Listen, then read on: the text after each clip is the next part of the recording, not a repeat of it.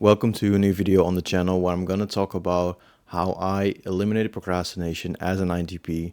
I want to get into my story, my journey, and how I went from 3 hours a week of work to 50 hours of work with focus by making some very important realization. And so let's just get into it. How I eliminated procrastination. A lot of conventional advice is science-based, but science is generic. It's based on the average people, based on an average representation of the people, rather.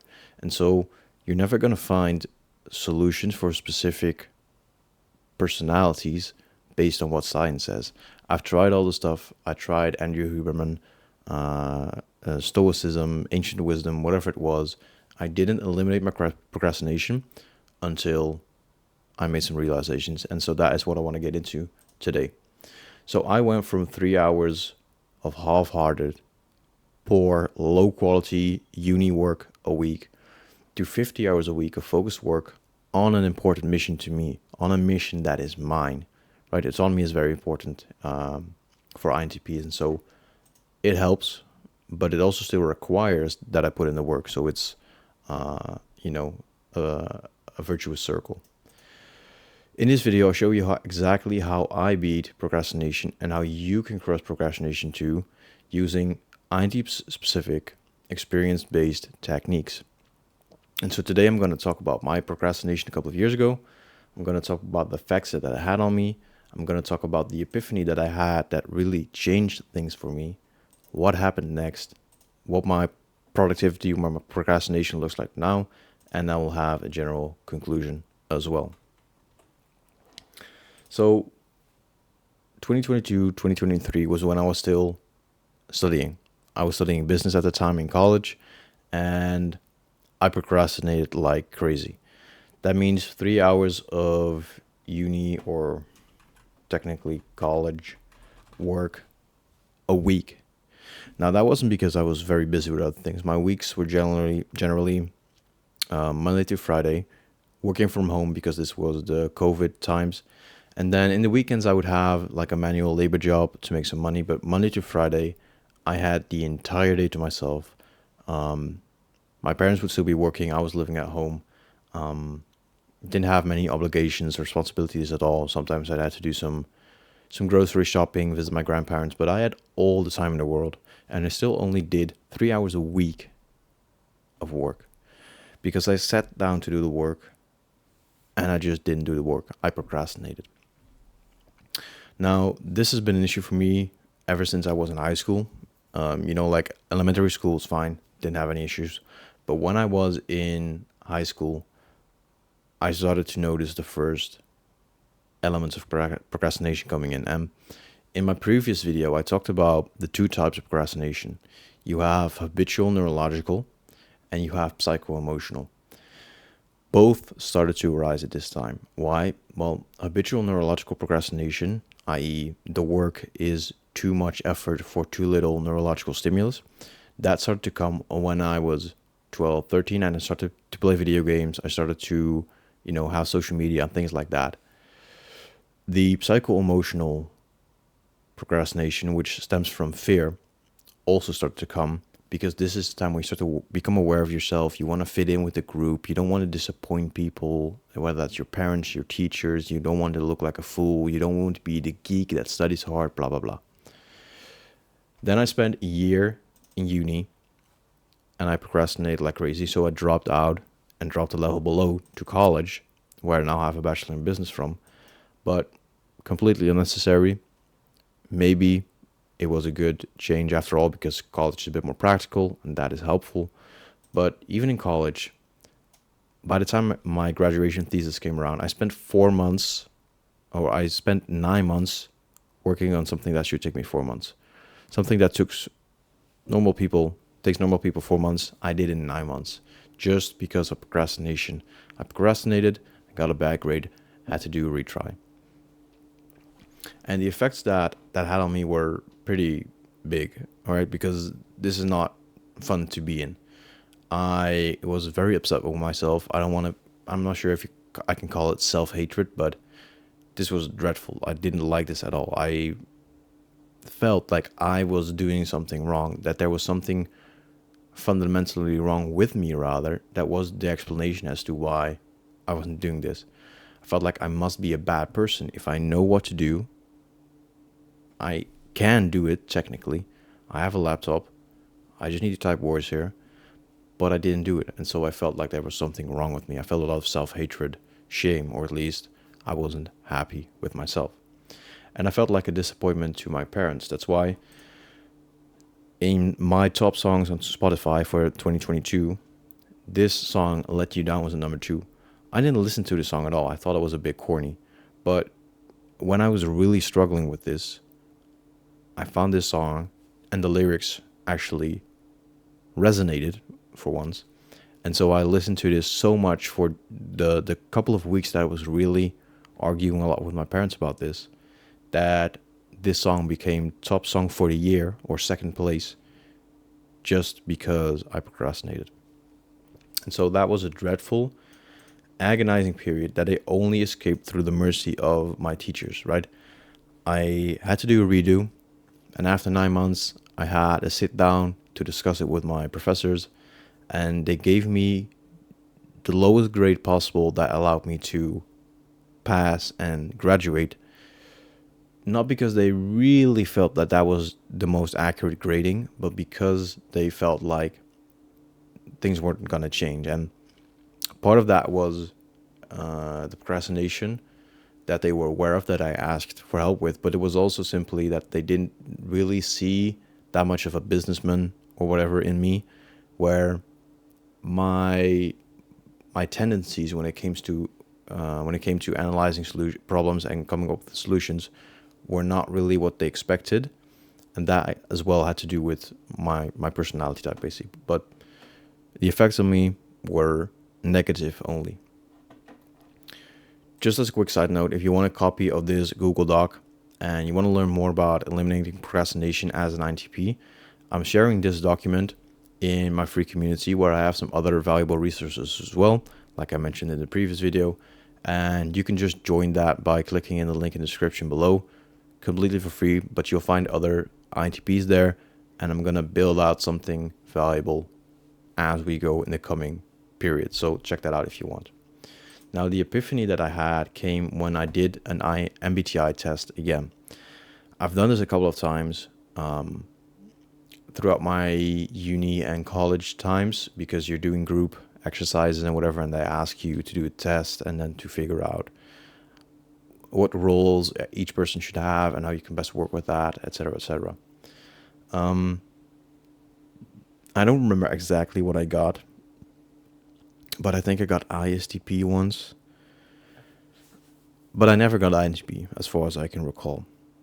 And now, in November of 2024, I did a test again. And for the first time, it really, really, really resonated with me. These are my results. As you can see, INTP, T, so turbulent.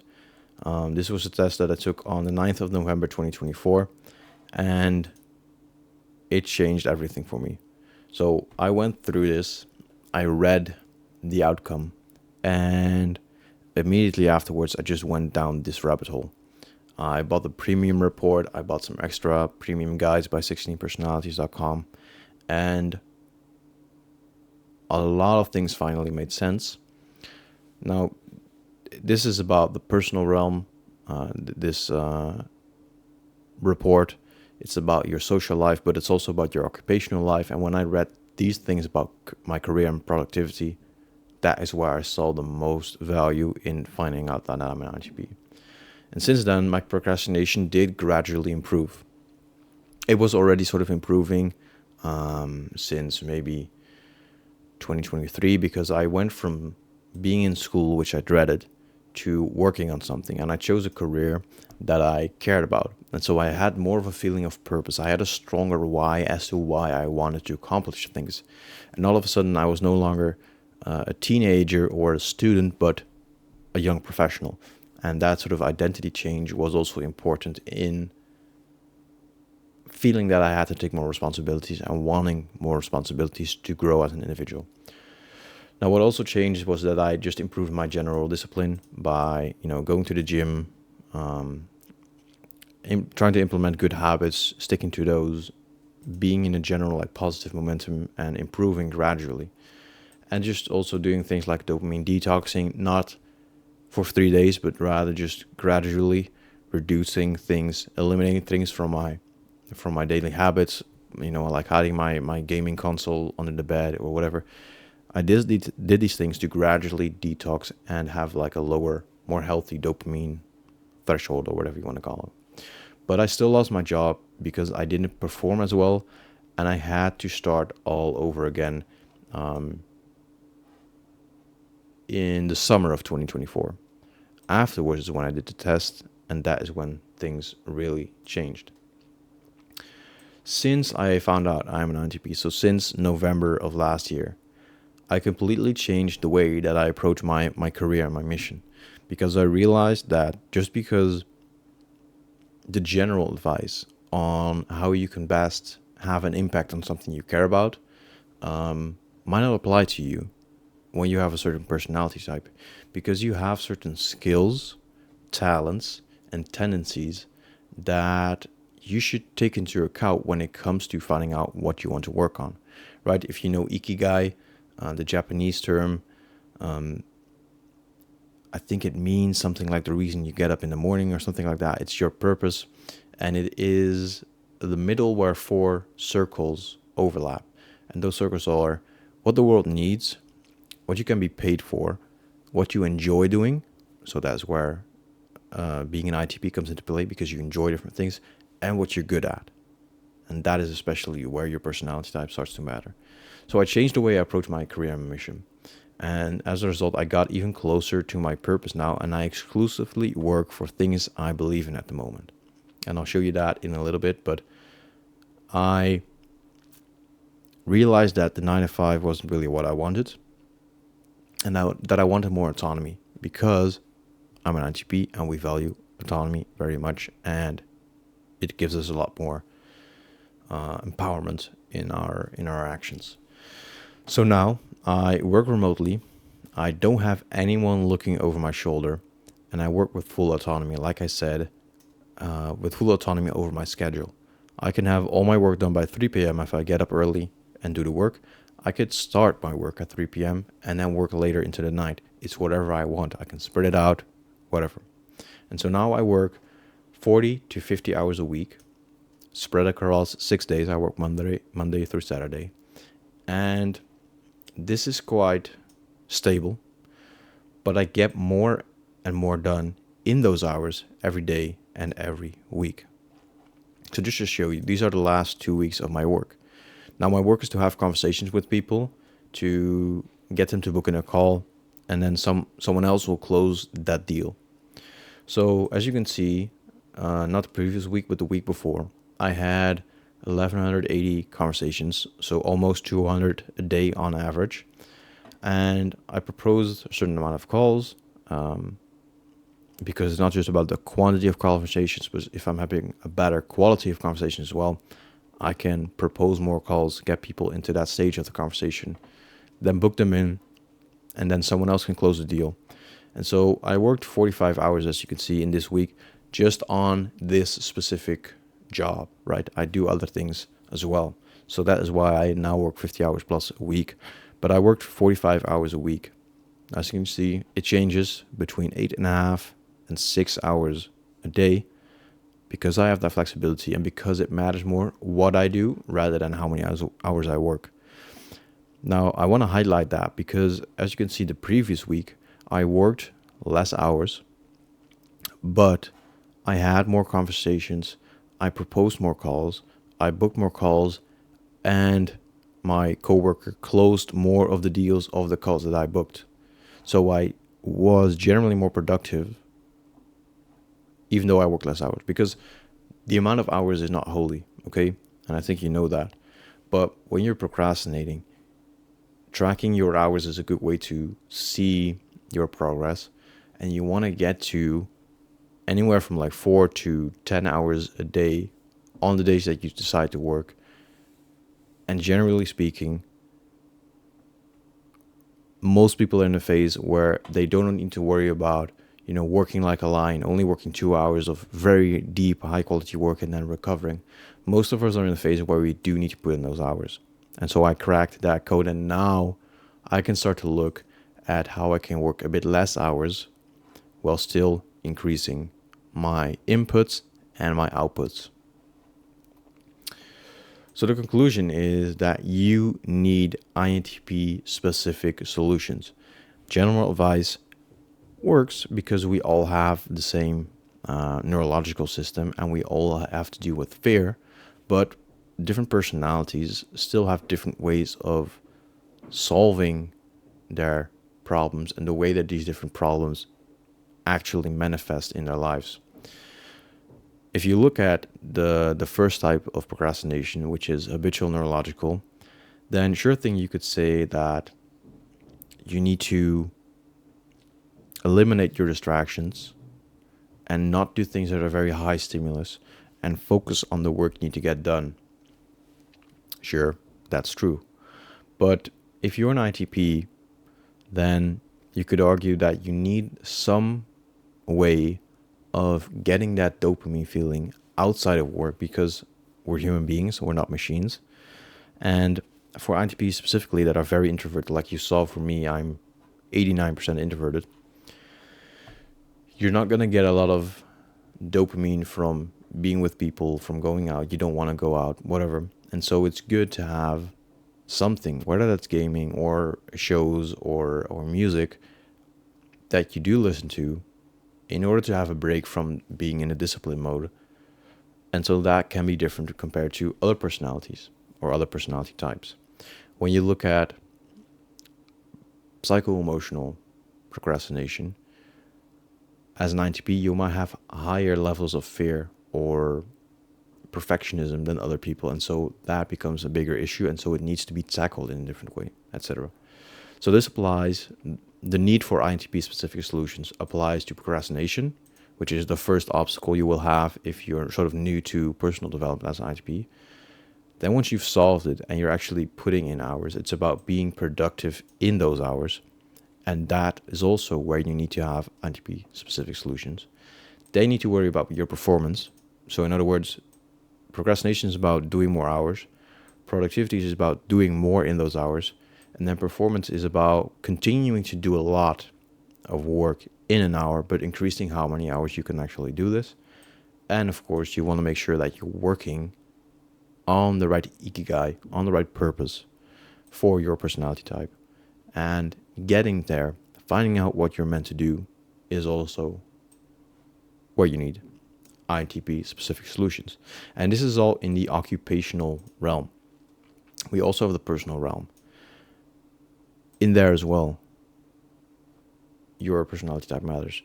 And especially again for INTPs socially, you see a difference because how you relate to and connect with your partner, your parents, your children, your friends, your family, your coworkers, your clients, you're going to see and need different solutions. You get it by now.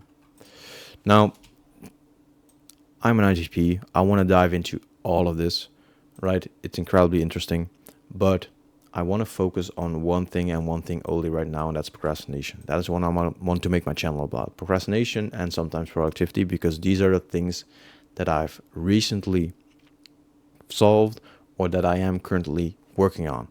And so this is, for me, the best place to focus on. And for INTPs as well, because only when you stop procrastinating, you're trying to get productive, you're going to feel better yourself personally in your mental health. And feeling good inside of your own head is a prerequisite to having even the possibility of enjoying social interactions, right? So this is where you might need to put all of your attention to. So I currently have 5 spots open to work with me one-on-one to eliminate your procrastination as an INTP. And if you're curious about that, there's a link to apply in the description, or you can just join my free community and find out more information about this there. But just keep in mind, first come, first serve. And that was basically it for this video. I like the cool sound effects. Ignore my smile. But that is what I want to share with you today. Stick around for more videos. The next video will be getting into what I mentioned in the previous video, where I talked about the two types of procrastination, and I want to get into how I implemented a system, an anti-procrastination system, specifically for that first type of procrastination, namely habitual neurological. If you want to see that video, make sure you subscribe. And after that, we're going to get into how to beat procrastination by changing your identity, so going through an identity shift. The other parts of the anti-procrastination system for INTPs, because there's also a third type, a secret type of INTP procrastination. It's not really secret, but it sounds cool. So stick around for that. Thank you guys for listening. I hope this was valuable. If it was, feel free to let me know by commenting here, by going to the community, or by hitting me up on Instagram at @DeFrancoDavis. That was it. And yeah, have a good day.